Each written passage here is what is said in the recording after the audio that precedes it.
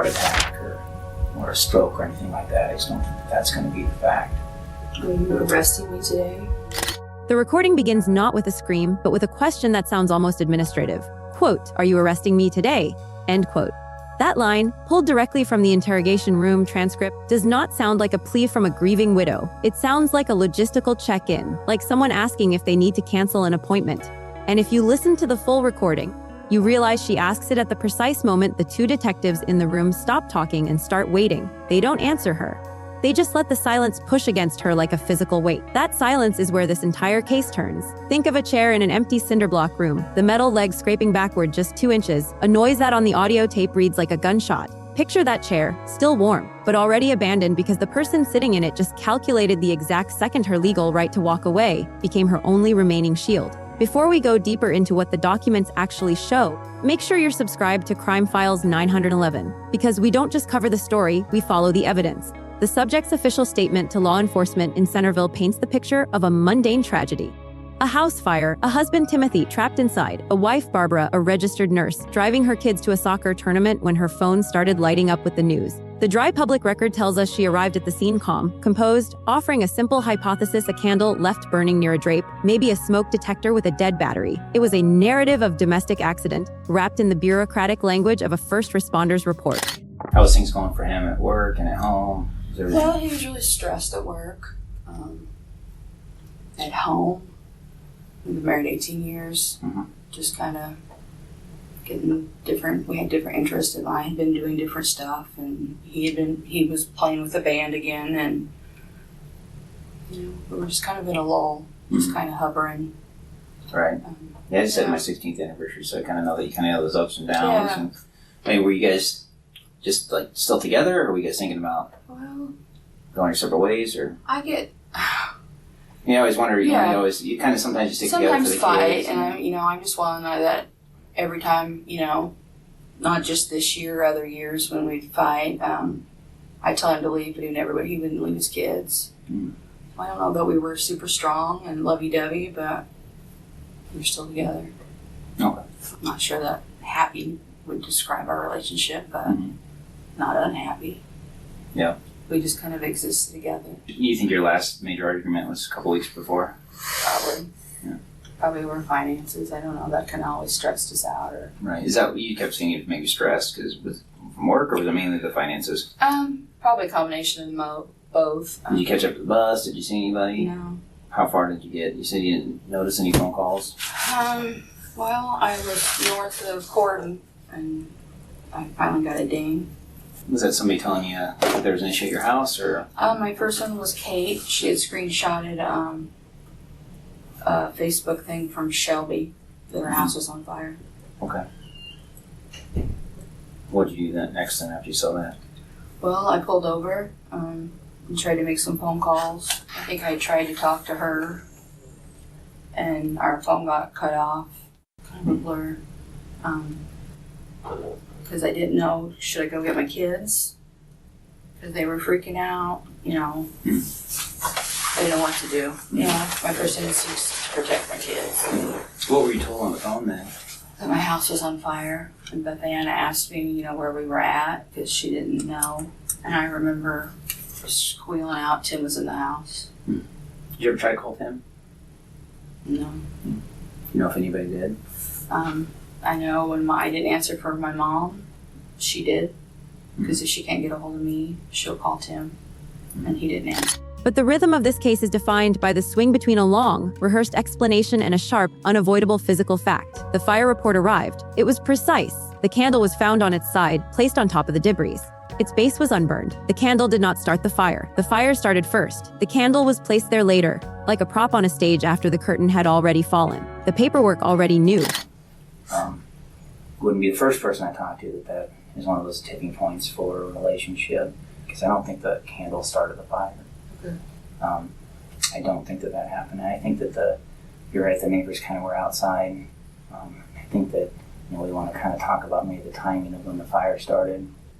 And then I'm worried what the doctors are going to find at the autopsy. I think maybe you talk with some of the first responders about maybe not even wanting an autopsy done. No, because that whole... Not because I don't know want to know what happened because, I mean, Mike and I had that conversation, and it was to Mike. Mm-hmm. The whole cutting and pulling everything out, even in that shape, just... Mm-hmm. And I just got to look at the totality of all that information and try to figure out what's going on and if there's other explanations for it. Right. Because what I think is that maybe we're not being completely truthful about maybe the interactions in the morning. I think just talking here a little bit, we've had a little bit of inconsistencies on our conversation. So, I mean, that's my job, as I'm a fact finder. My concern is that there's going to be facts that come up that are suspect of something else happening. You know, I mean, you indicate that you lit a candle, and if the fire guys end up saying it's, you know, fire wasn't started by a candle, and I can't find any other reason for it, I need to figure out what would happen, and why would a fire start in this room? You know, make sure that there's not any other system failures or something like that in his body. I don't think that's going to be the case. I don't think this was a heart attack or a stroke or anything like that. I just don't think that's going to be the fact. I think we're going to find some things that the autopsy is going to say he didn't die of the fire. I think there's going to be, the fire guys are going to tell us that the fire didn't start by the candle. And it's going to leave Mike and I to sit here and say, okay, maybe this was planned and something that Barb thought about for a long time, or maybe it was one of those things where I just can't take life anymore. And it's... The interrogation tape runs long. Detectives present the autopsy findings not as a theory, but as a declaration of biological fact. Timothy's airway contained no soot. His blood held no carbon monoxide. A body inside a burning building inhales smoke. It is an involuntary reflex, a signature that proves the person was alive when the flames took hold. The absence of that signature is a verdict in itself. But then the medical examiner drilled down into the toxicology screen and found a substance that does not belong in a sleeping man's bloodstream: propofol, a powerful surgical anesthetic. The cause of death was reclassified rapidly: respiratory failure and cardiac arrest triggered by a drug that required intravenous access. This was no longer an arson investigation, it was a homicide with an attempt to destroy the evidence via fire. The defendant, trained in the precise mechanisms of sedatives, had access. Her professional footprint was all over the method of death. Here is where the narrative arc collapses into a single, chilling visual paradox. The subject is seated in an interview room and the detectives are closing the vise. They lean in with the toxicology report and her defense posture changes. She does not confess. She does not weep. She realizes, audibly, that the door behind her is not locked. She calculates the legal implication of a non-custodial interview. She asks, "Are you arresting me today?" Told she is free to leave, she does something that bypasses the expected emotional breakdown. She stands up. She walks out. I don't know what there is to understand. Are you arresting me today? I'm here to listen to you, Barb. I don't know what you want me to tell you. That's what I'm here to do today.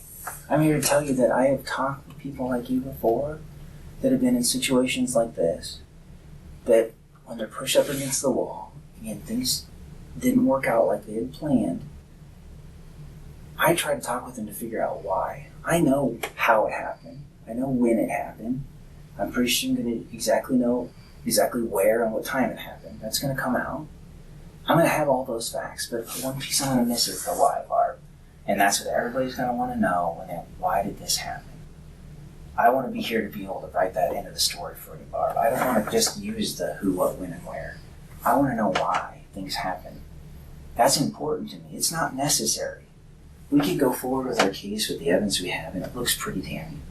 I think things add up, and as human beings, we can only take so much. And then we have to go into what can I do to keep some sense of normalcy? How can I keep my house? How can I keep my kids? And then we have choices to make. Help me understand how we got to where we did. Barbie, you shake your head, but you know I'm right. What was the breaking point for you? I don't have anything to say. I didn't have a breaking point. Do you understand where I'm coming from? I do. Right? You understand how it looks and what's going to happen. You understand. You watch the TV shows. You're in the medical field. You know they're going to be able to do toxicology and figure out what happened with them. That's going to come back on you. The fire didn't destroy his body. That's going to come back to you, and then it's just going to be evidence. I don't understand, so I... Well, then take me through it. What led up to that decision? Because we know... There was no decision. He didn't die on his own, Barb. Something happened that morning for you to decide that today is the day. I don't know if it was the timing of the school, him not wanting to go with you. No. It was just the opportunity. No. I may be unhappy and depressed with life, but I'm no. And we're past that. But no, Mike and I are telling you that we're way past on whether this happened by you, Barb, or not. We know that this happened. Okay, so then you've made up your minds. Can I leave? You're free to leave. It's not going to change things, though, I Barb. know. It'll just prolong it to another day. What's going to happen? I don't What am know. I supposed to- what am I I don't supposed know to what tell to tell you. What am I supposed to tell Owen? Let me ask him. I don't know. What am I supposed to tell the sisters? There's one sister. I don't. What happens when it comes back that maybe he is poisoned? I don't know. Obviously, you have any answers, and I don't. Let's go. I think you just locked it there. The interview, a psychological pressure cooker she had navigated for hours, ends on her terms because the physical constitution of the room permitted her exit. It is a bureaucratic right, the Miranda warning silent shadow. You can always leave until you can't. And she left. The narrative splits in two here. In the hallway, she is a free woman, rushing past the vending machines into the parking lot. In the conference room she just exited, the forensic evidence is stacking up with the impersonal efficiency of a laser printer. The financial records entered into the court file show a house of index cards about to collapse. The mortgage was 6 months delinquent. Tim was just, when I'm talking to him on the fence, he talked to you. Finances were a little tough. Yeah. They definitely were. Looked like maybe you're behind a little bit on your house. Well, we refinanced. We had been like 6 months behind. Mm-hmm. So we did a loan program. So we had gotten that back on track. The refinancing program was a temporary bandage. The life insurance policy on Timothy had been increased recently, a move she confirmed in her own words. Quote, I just had upped his policy. End quote. Mm-hmm. You guys have life insurance? Yes, and I just had upped his policy. Okay. Mine, I'm kind of aware with my diabetes. Mm-hmm. I think there's $100,000 on me, plus I have 2 years of my salary. Mm-hmm. And I think at Alliant, his was just a year and a half. And so with their increments, we looked at going up more, but they'll only allow you to go up $25,000. Mm-hmm. So I had upped him through mine, Mm-hmm. and he'd gotten approved. Okay. And that was just something that we had talked about because his brother died younger. And I really thought I had more on Tim before, but The detectives presented the motive not as rage, but as economic physics. A divorce would shatter the household income into two unsustainable halves. Her husband was planning to leave, and he intended to take the children. The house, the income, the custody. She was positioned to lose it all. A dead husband, however, resolved the financial shortfall via a policy payout and ended the custody battle by default. Nobody asked. Nobody answered. And I don't think that that's going to be possible that when you left that Tim was alive. he was snoring. And I think that the medical examiners might differ to that. But I'm telling you right now that nobody in this room believes that that's the true story. I think we're leaving some things out. Because I see some pretty bad stuff, right? And I can go to bed and think that the worst, that Barb just wanted the money because she wanted her kids are almost out of school, she didn't want anything to do with them, she just wanted the money to live her life that she didn't get, right? Those are the things that come out. When I look at you, I see a mom that's worked all the years trying to put a good house before her kids. I see the bills coming up. I see Tim saying that he wants a divorce and he's going to leave you. Maybe the kids wanting to go with him, and you're losing everything that you worked so hard for, and your life come crumbling down. And I think you're looking for an out. Mm-hmm. And I think that's what it was, Barb. I think it was an out, and I think we'll find out what happened to Tim medically, and I think we'll find out that the fire was set afterwards to cover that up. Tim might have been quiet towards you, but he wasn't quiet to other people about his relationship problems. He talked about the issues you guys had going on, and I put it with the facts that I see at the scene and the facts that I see at the autopsy. I'm gonna have to add all that up and see what it looks like. It's heavily weighted that you're at fault here. We all know that. I just don't want to get the wrong assumption. I want to get the true story out there, that this wasn't because you were angry at Tim. This wasn't because you were upset. I want to hear that this was done for the reason that you think they were. And I think I know. I think it's for your children. I think you really thought this was the best thing to be able to get them money that you need to survive, keep the house, keep the kids. You guys were going to get separated anyhow, Barb. You know that was coming. We had lived in this kind of relationship probably for the last 5 years. Mm-hmm. Just existing. Mm-hmm.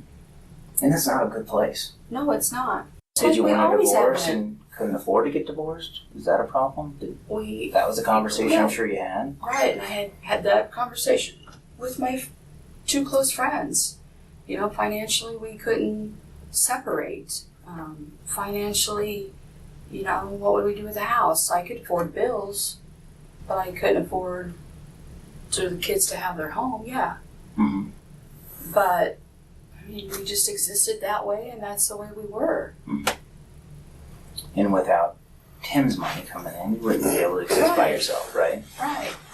But like I said, every time that we had gotten to that point, I'm like, why don't you just leave? Mm-hmm. He wouldn't leave. He wouldn't leave his kids. Mm-hmm. In fact, he wanted to keep his kids. Right. Yep. And maybe he was even trying to get Owen on his side. And I told Owen that day that when he said, Mom, why don't you two would you be happier separated? I said, Owen, honestly, I have stayed this long because I wasn't sure you would go with me. Mm-hmm. Because he was closer to his dad. Because his dad was the easygoing one, and I'm the one yelled to clean your room, to do But you're this. also the one that goes to all the tournaments and you Right. get his laundry done and you get all that. Well, Tim did laundry more. The court filings detail the witness testimony that cracked the timeline. Her alibi relied on a precise departure time, a route driven, and a series of missed phone calls she blamed on a phone update. But the ATM camera near the farmer's bank captured her vehicle.